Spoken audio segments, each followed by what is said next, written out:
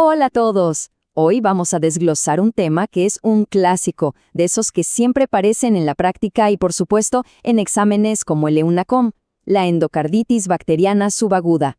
La idea es que lo veamos como lo que es un verdadero rompecabezas diagnóstico. Vamos a armarlo. Esta es una pregunta clásica, ¿no? Llega un paciente que lleva semanas con febrícula, con ese malestar general, que no se siente bien.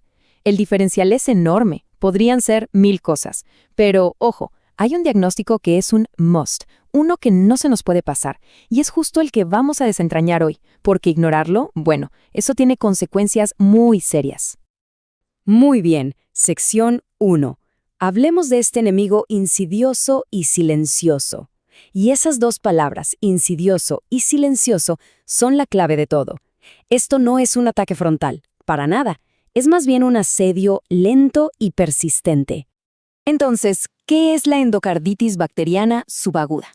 O EBSA, para acortar. En simple, es una infección del revestimiento interno del corazón, del endocardio, y su blanco favorito son las válvulas. Ahí es donde se forman las famosas vegetaciones, que son, básicamente, nidos de bacterias y fibrina. Pero acá viene lo importante, la letra chica del cuadro. A diferencia de una infección aguda que te tumba en días, esta es una película en cámara lenta. El curso es insidioso, se arrastra por semanas, incluso meses, y justamente por eso es tan difícil de pescar a tiempo. Para que quede súper claro, hay que entender que hay dos sabores de endocarditis. La aguda, esa es una tormenta, es violenta, fiebre alta, sepsis, destrucción valvular en días, una urgencia evidente. En cambio, la subaguda, la que nos convoca hoy, es otra cosa. Es como una marea que sube lento. El paciente no llega hecho polvo a la urgencia. Llega a la consulta diciendo, doctor, hace semanas que no me siento bien. Febrícula, cansancio. Entender esta diferencia en el tempo, en la velocidad de la enfermedad, es el primerísimo paso para sospecharla. Bien, pasemos a la sección 2. Ya entendimos qué es. Ahora vamos a lo práctico, al trabajo de detective clínico.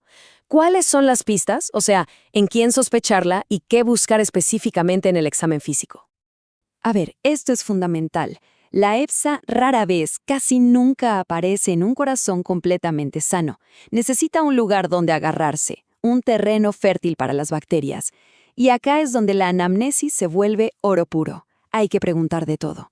Obviamente, por lesiones valvulares previas, una válvula bicúspide, una prótesis, eso es del libro. Pero también hay que ir más allá. Situaciones que provocan bacteremias, incluso pequeñas, una mala higiene dental, un procedimiento dental reciente, o el uso de drogas intravenosas. Esto nos obliga a pensar en el paciente de forma integral, mucho más allá del corazón. Y aquí está la constelación de síntomas que le da el apellido subaguda. Es que es tal cual. El paciente no llega moribundo a la urgencia. Llega a la consulta contando que se siente como con una gripe eterna. Semanas de febrícula, escalofrío, sudoración nocturna, un cansancio que no se quita con nada, mialgías, artralgias. Claro, el cuadro es súper inespecífico. Cualquiera podría pensar en 1000 otras cosas, la mayoría benignas. Y ahí, justamente ahí, está el peligro de que se nos pase. Y llegamos a una de las perlas, uno de esos axiomas clínicos que hay que tener tatuados. Fiebre más un soplo nuevo, o un soplo que ya conocíamos pero que cambió. Si esa combinación aparece, la endocarditis pasa al primer lugar de la lista de sospechas, sí o sí. Es que es así de simple y así de potente. De hecho, más del 80% de los pacientes van a tener un soplo, casi siempre de regurgitación. Así que ojo con el fonendoscopio. Ok, ahora vamos con los hallazgos del libro, los estigmas periféricos. Esos que a veces se nos olvida buscar. Hay que ir a buscarlos activamente. Y no solo encontrarlos, sino entender qué significan. Las lesiones de Janeway, esas manchas en palmas y plantas que no duelen, son microémbolos, bacterias viajando. En cambio, los nódulos de Osler, esos que sí duelen en los pulpejos de los dedos, son inmunológicos, son el resultado de la batalla del cuerpo. Esa diferencia es clave, hasta para los exámenes. Encontrar cualquiera de estos en un paciente febril, bueno, eso prácticamente grita endocarditis. Perfecto. Sección 3. Ya tenemos la sospecha clínica a tope. Ahora, ¿cómo la confirmamos? Vamos a ver que el camino para el diagnóstico es súper ordenado, es un paso a paso muy claro. El flujograma diagnóstico es súper lógico. Partimos del paso 1, que ya lo tenemos, una alta sospecha clínica. De ahí, paso 2. Y esto es innegociable, tomar hemocultivos. Mínimo 3 series, de sitios de punción distintos. Y lo más importante, antes de iniciar cualquier antibiótico. Si no, arruinamos la muestra. Y solo después de tener la sangre cultivándose, pasamos al paso 3, la ecocardiografía, para ir a mirar directamente el corazón.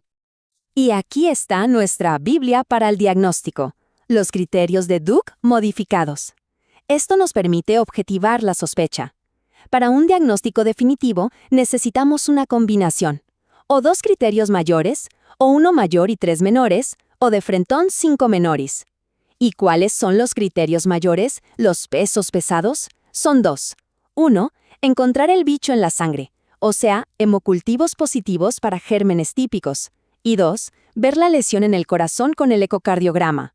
Así de simple, bacteria en la sangre, daño en el corazón. Ahora la pregunta del millón. ¿Qué eco pedimos? El orden es crucial.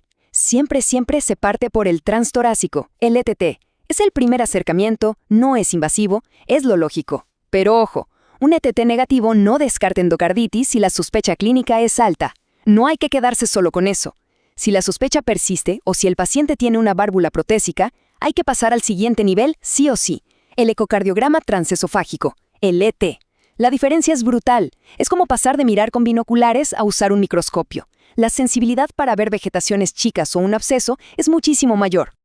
Muy bien. Sección 4. Diagnóstico confirmado. Se acabaron las dudas. Ahora hay que actuar, y actuar rápido. Vamos a ver cuál es el plan de ataque, tanto con antibióticos como con cirugía.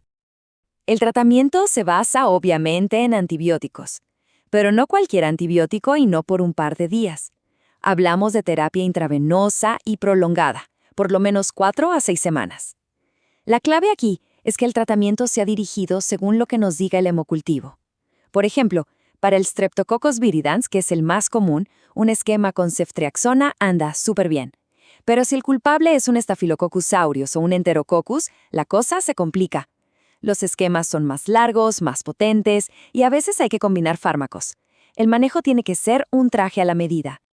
Pero atención, que esto no es solo cosa de antibióticos. Más de la mitad de los pacientes va a necesitar cirugía cardíaca. Entonces, la pregunta es, ¿cuándo hay que llamar al cirujano? La indicación número 1, la más urgente, es la insuficiencia cardíaca aguda por culpa de una válvula que se destruyó. Esa es una emergencia. Otras banderas rojas para cirugía son una infección que no logramos controlar con antibióticos, que se forme un absceso en el corazón o, y esto es súper importante, vegetaciones muy grandes, de más de 10 milímetros. ¿Por qué? Por el riesgo gigante de que un pedazo se suelte y provoque una embolia. Y llegamos a la última parte, la sección 5. Aquí vamos a hablar de por qué, a pesar de ese inicio tan lento y solapado, esta enfermedad es tan grave. Las complicaciones pueden ser terribles. Miren este número, 50%. Es la mitad. La mitad de los pacientes va a sufrir una embolia sistémica.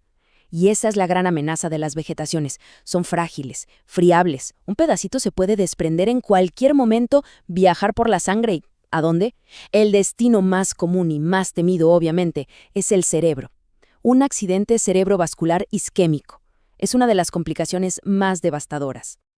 Y el problema es que el daño va mucho más allá de un ACV. La endocarditis ataca en varios frentes. Primero, el frente cardíaco. Puede provocar insuficiencia cardíaca, abscesos, problemas de conducción. Segundo, el frente embólico, ya lo dijimos, ACV, pero también infartos en el vaso, en los riñones, donde sea que llegue el émbolo.